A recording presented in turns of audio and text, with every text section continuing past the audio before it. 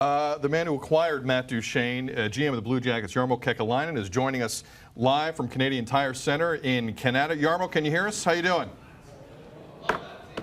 Good. How you guys doing? Very good. Not as busy as you. No. But pretty good. First question to you, Jarmo. How much better a hockey team are you today compared to 24 hours ago?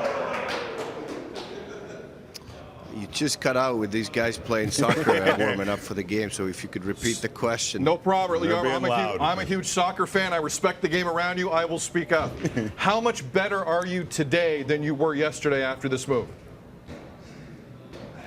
Well, I think the time will tell, and we'll start evaluating tonight when we play our first game with Matt Duchene in the lineup. But we feel that we got the best player that was in the market for our needs, and I think he'll make our team a lot stronger down the stretch. What was it about Matt Duchene that made you want to go out and make this move?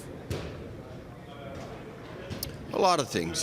He's over a point per game guy. He's a game breaker type of player. He's great in the face-offs. He's going to add to our power play. He's a skilled player that can score goals, make plays. We've had an eye on him for a while now, and I've watched him ever since he was drafted, and always been impressed with him.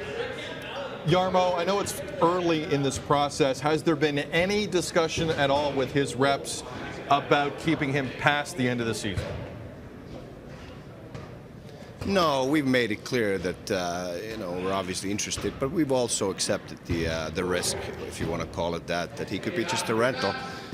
We felt that he was the best one. We know there's a cost of doing business for that. We know the risk involved, but we accept it, and we wanted to prove to everybody, most importantly for the guys in our room, that we want to compete this spring. We want to make the playoffs. We want to make a run at it. We want to prove it to our fan base. We're serious about this. We're in this league for one reason, to win the Stanley Cup. So given that, do you feel, or hope at least, that this move signals to your fans that you're all in on this season? Yeah, I think that he should. We have a good team even before the arrival of Matt Duchene. We'll have a better team with him, and this is crunch time now for our team, obviously. So I think that this move will definitely is a message to our fan base that we're serious about it and we're in it to win it. Given all that, and I understand that there's a lot floating around the air right now given the trade deadline on Monday, but do you feel like there's any way that you can keep Duchene, you can keep Artemi Panarin, and you can keep Sergei Bobrovsky moving forward? Absolutely. There's not a lot of times when you have a two-time Vezina Trophy winner in your lineup, and we know that there's a risk that he might not be there after July 1, but we have him now, and we have him hopefully until the end of the season. And when you have an asset like that, a player like that who's got a track record, as you mentioned, or as I mentioned, sorry, the two-time Vezina Trophy, and that's a good opportunity for us to try to win it. Jarmo, what message, you may have just answered it, forgive me, but the message this sends to your room when that guy walks down the hall, literally walks down the hall and into your room, what message does that send to your coaching staff and the guys in that room? Well, I think it sends a message that we're serious about winning, and we're 1 point out of the playoff spot right now. We have 2 games in hand, and we want to make a long run this spring. We've lost to the eventual Stanley Cup winner 2 springs in a row. We were up 2-0 on Washington Capitals last year and 1 goal away from being up 3-0. Close doesn't count, we know that, but we've got some valuable lessons there. I think we have a really strong core. We have a lot of good pieces in place. As I mentioned, a 2-time Vezina Trophy winner. We have strong defense with the leader like Seth Jones leading the charge there, with a lot of other good defensemen.